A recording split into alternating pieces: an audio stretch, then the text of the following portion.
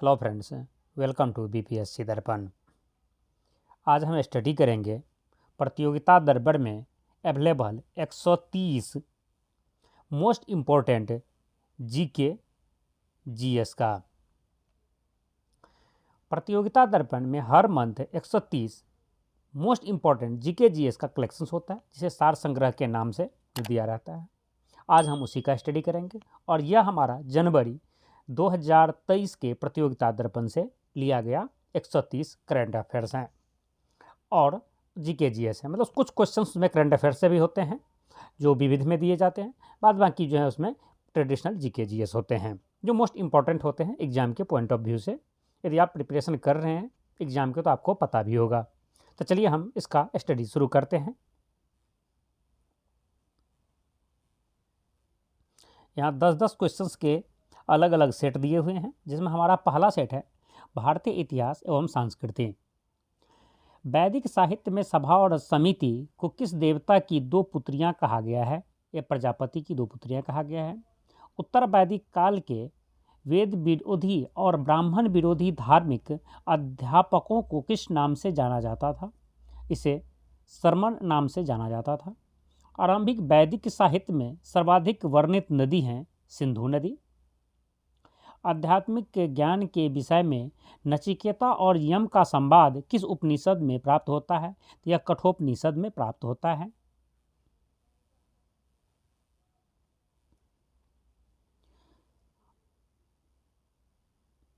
अधर्यु का अर्थ था यज्ञ करने वाला पुरोहित।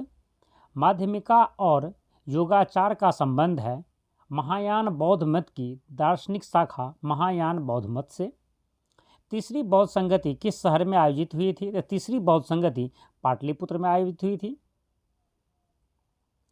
भूमि स्पर्श मुद्रा की सारनाथ बुद्ध प्रतिमा संबंधित है। यह जो है सो गुप्त काल से संबंधित है। नेक्स्ट है सल्तनत वंश की विशालतम अस्थायी सेना किसका भुगतान सीधा राज्य द्वारा किया जाता था और उसे किसने बनाई थी? जिसे अलाउद्दीन खिलजी ने बनाई थी। सिक्कों पर तारीख लिखने की प्रथा किसने शुरू की थी? तो अलाउद्दीन खिलजी ने की थी। और हमारे करंट टाइम में जो हमारे अभी के सिक्के हैं, उस जो आप सिक्के देख रहे हैं और कुछ नोट आप देखे होंगे, जनरली नोट आप देखते हैं तो नोट के ऊपर सिक्के नोट के ऊपर जो सिक्का पर तो पहले से ही जब से सिक्का बन रहा तब से उस पर ईस्वी डाला जा रहा है, जबकि जो नोट जो आप देख रहे हैं वर्तमान में जो नोट है उसके ऊपर कब से ईस्वी लिखा जा रहा था।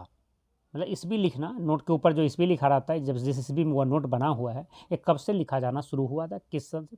पुराने वाले नोट में ईस्वी नहीं होते हैं। तो यदि आपको पता है तो आप कमेंट्स करके बताइए। वैसे मैं इस वीडियो के लास्ट में ये आप इसका आंसर आपको बता दूंगा। नेक्स्ट टॉपिक है हमारा राष्ट्रीय स्वतंत्रता आंदोलन। वे न तो स्वतंत्र भारत का सपना दे सके और न विचार ही। यह वक्तव्य कांग्रेस के किस विचारधारा से संबंधित थी? यह उदारवादी से संबंधित थी। कांग्रेस मंच से स्वराज शब्द का उद्घोष कब हुआ? यह 1906 के कलकत्ता अधिवेशन में हुआ।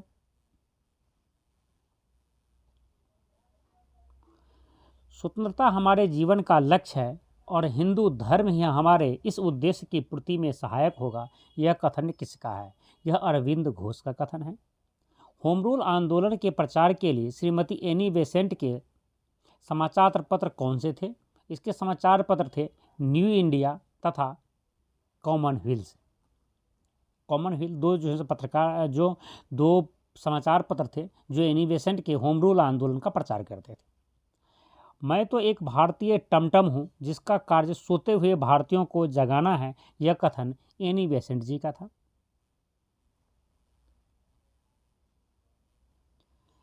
मेरे लिए धर्म के बिना राजनीति एक मृत्यु जाल के समान है क्योंकि यह आत्मा को मार देती है। यह कथन किसका है? तो यह महात्मा गांधी का है।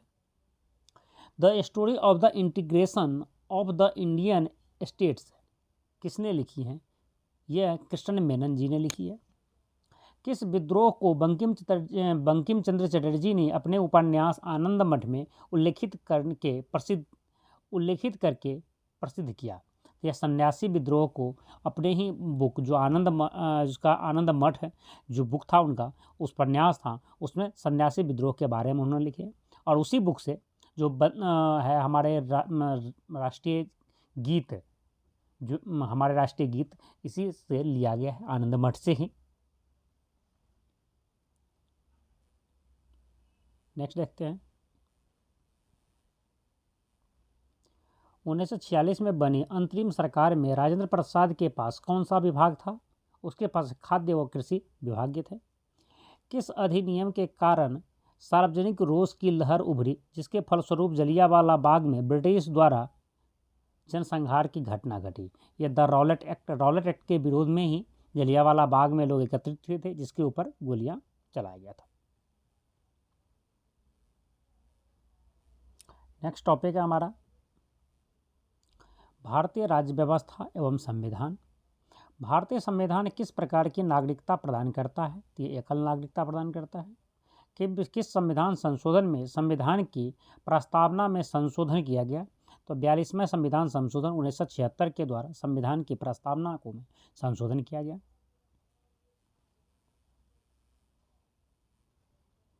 भारत में राष्ट्रपति का चुनाव अनुपातिक प्रतिनिधि प्रणाली के आधार पर एकल संक्रमणीय मतदान द्वारा होता है। अनुपातिक प्रतिनिधि प्रणाली तथा एकल संक्रमणीय मतदान का क्या तात्पर्य है? तो सभी विधानसभाओं के निर्वाचित सदस्यों के मत तथा सांसद के निर्वाचित सदस्यों के मत आपस में बराबर हो, यह अनुपातिक प्रतिनिधित्व प्रणाली कहलाता है। तथा एकल संक्रमणीय मत का तात्पर्य है कि मतदान वरीयता क्रम में दिया जाए। मतलब यदि कैंडिडेट प्रेसिडेंट के लिए खड़े हैं तो आपको उसमें ऐसा नहीं कि एक को वोट देना है एमपी एमएलए के इलेक्शन की तरह, और उसमें जो सांसद या विधायक वोट देते हैं उसे फर्स्ट सेकंड थर्ड प्रियोरिटी देना पड़ेगा। मतलब हम फर्स्ट प्रियोरिटी पर फलाने को रखना चाहते हैं, सेकंड पर फलाने को, थर्ड पर फलाने को। ये दो है तो फर्स्ट सेकंड प्रियोरिटी आपको देना होता है। यही है एकल संक्रमणीय मतदान।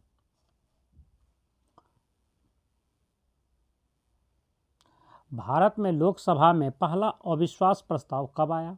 यह 1963 में आया। पहला अविश्वास प्रस्ताव 1963 में नेहरू जी की सरकार के खिलाफ लाया गया, जिसके पक्ष में 62 जबकि विपक्ष में 347 वोट पड़े। भारतीय संघ की कार्यपालिका का प्रधान राष्ट्रपति है और इसमें संघ की कार्यपालिका शक्ति निहित है। राष्ट्रपति इस शक्ति का प्रयोग किसकी सहायता से करता है? तो राष्ट्रपति इसकी प्रयोग जो है केंद्रीय मंत्रिमंडल की सहायता से करते हैं, और केंद्रीय मंत्रिमंडल का जो प्रधान होता है उसे प्रधानमंत्री कहते हैं। ये भी याद रखेंगे आप। राज्यसभा तथा लोकसभा के संयुक्त अधिवेशन की अध्यक्षता कौन करता है? तो ये लोकसभा अध्यक्ष करता है। संविधान के किस भाग को मैग्ना कार्टा कहा जाता है? यह भाग 3 को कहा जाता है। भाग 3 को मैग्ना कार्टा इसलिए कहा जाता है, इसमें मौलिक अधिकार का वर्णन है। भारतीय संविधान की संघ और राज्यों के बीच शक्ति विभाजन की विधि किस देश के संघ की प्रेरणा पर आधारित है? यह कनाडा की प्रेरणा पर आधारित है। अंतर्राज्यीय परिषद के संबंध में उपबंध संविधान के किस अनुच्छेद में वर्णित है? यह अनुच्छेद 263 में वर्णित है। सरकारी उपक्रम समिति वित्तीय समिति में कुल 22 सदस्य होते हैं। इनमें से लोकसभा और राज्यसभा से कितने कितने सदस्य होते हैं? तो लोकसभा से इसमें 15 और राज्यसभा से 7 सदस्य होते हैं। अब हमारा नेक्स्ट टॉपिक है भारत एवं विश्व का भूगोल। इसे देखते हैं। दूर संचार के लिए वायुमंडल की किस परत का उपयोग किया जाता है? तो यह आयन मंडल का किया जाता है। हमारे वायुमंडल की सबसे निचली परत है क्षोभ मंडल है, जो समुद्र तल से लगभग 10 किलोमीटर ऊपर तक फैली हुई है। हमारे वायुमंडल की ऊपरी सीमा बहिर्मंडल या थर्मोस्फीयर के ऊपर से लेकर 10,000 किलोमीटर तक फैला हुआ है। किस देश में पंपास घास का मैदान है? तो यह अर्जेंटीना में है। और आपको पता होगा कि अर्जेंटीना ने फीफा वर्ल्ड कप जो 2022 में कतर में हुआ था, जिसमें अर्जेंटीना ने फ्रांस को हरा दिया है और अर्जेंटीना अब फीफा का वर्ल्ड चैंपियन बन चुका है। मैजिनॉट रेखा किन देश के बीच में है? या फ्रांस और जर्मनी के बीच में है।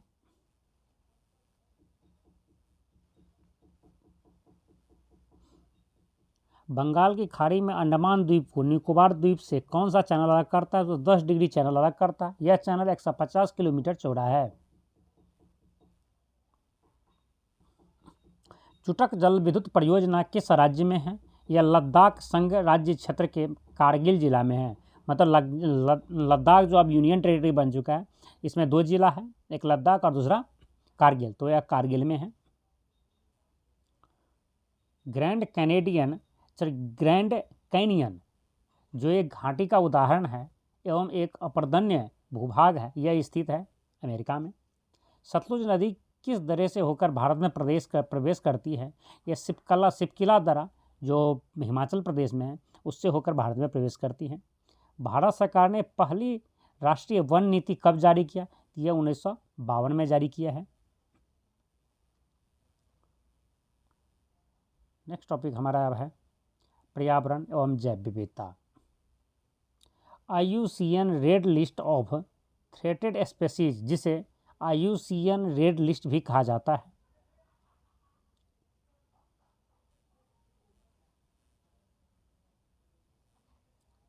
जिसमें पौधों, जानवरों की स्थिति और अन्य जीवों के विलुप्त होने का खतरा है को वर्गीकृत करने के लिए सबसे प्रसिद्ध मूल्यांकन प्रणाली में से एक है। मतलब इस रेड लिस्ट जो है, तो रेड डेटा बुक भी बोलते हैं, रेड लिस्ट भी बोलते हैं, उसमें ऐसे पौधों और जानवरों को रखा जाता है जो विलुप्त होने के कगार पर है, जो अब उसकी मतलब वंश खत्म होने ही वाला है। IUCN red list of threatened species की स्थापना कब हुई थी? यह 1964 में हुई थी। रियो डी जेनेरियो ब्राज़ील में UNCED 1992 में किस घोषणा पत्र पर हस्ताक्षर किए थे? तो एजेंडा 21 पर किए थे। भारत में हिम तेंदुआ परियोजना प्रारंभ हुआ 2009 में। भारत में हाथी परियोजना प्रारंभ हुआ 1992 में। डॉल्फिन परियोजना प्रारंभ हुआ 1997 में।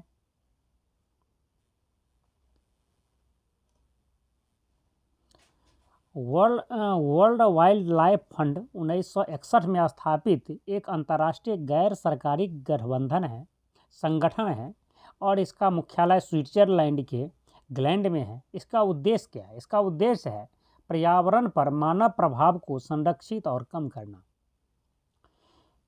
लिविंग प्लानेट रिपोर्ट प्रकाशित करता है। ये वर्ल्ड वाइल्ड लाइफ फंड मतलब WWF जो प्रकाशित करता है लिविंग प्लैनेट्स रिपोर्ट। एक पारितंत्र में प्रत्येक प्रजाति की विशिष्ट कार्यात्मक भूमिका को क्या कहा जाता है? इसे निकेत कहा जाता है।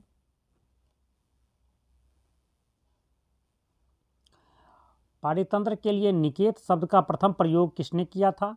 यह ग्रिनेल्स ने 1971 में किया था। नेक्स्ट वीडियो में हम 51 से आगे की क्वेश्चन देखेंगे। हम फिलहाल 50 क्वेश्चन कंप्लीट कर रखे हैं और यह वीडियो आपको पसंद आया हो तो उसे लाइक कीजिए, अपने फ्रेंड्स को शेयर कीजिए और इसका PDF चाहते हैं तो आप हमारे टेलीग्राम चैनल BPSC दर्पण के नाम से जो टेलीग्राम चैनल है वहाँ जाकर इसे डाउनलोड कर सकते हैं और इसका लिंक आपको इसी वीडियो के डिस्क्रिप्शन बॉक्स में मिल जाएंगे, जहाँ क्लिक करके टेलीग्राम चैनल पर जा करके वहाँ से इसका PDF आप डाउनलोड करके उसका स्टडी आगे कर सकते हैं। और इसका नेक्स्ट वीडियो हम आगे लेकर के आएंगे, नेक्स्ट दिन लेकर के आएंगे, जो 51 से आगे 130 क्वेश्चन तक होगा। और आप इस चैनल पर नए हैं तो इसे सब्सक्राइब कर लीजिए और बेल आइकन को जरूर प्रेस कर दीजिए, जिससे मेरे नेक्स्ट वीडियो का नोटिफिकेशन आप तक आसानी से पहुंच जाए।